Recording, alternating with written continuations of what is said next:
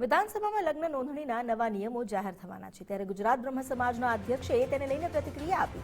શૈલેષ ઠાકરે સરકારના નિર્ણયને આવકાર્યો. ગુજરાત સરકાર વિધાનસભામાં આજે કાયદો લાવશે. સમસ્ત બ્રહ્મ સમાજે મુખ્યમંત્રીને રજૂઆત કરી હતી. વિવિધ સમાજની રજૂઆત બાદ સરકાર વિચારણા કરી હવે નિયમ લાવવા જઈ રહી છે.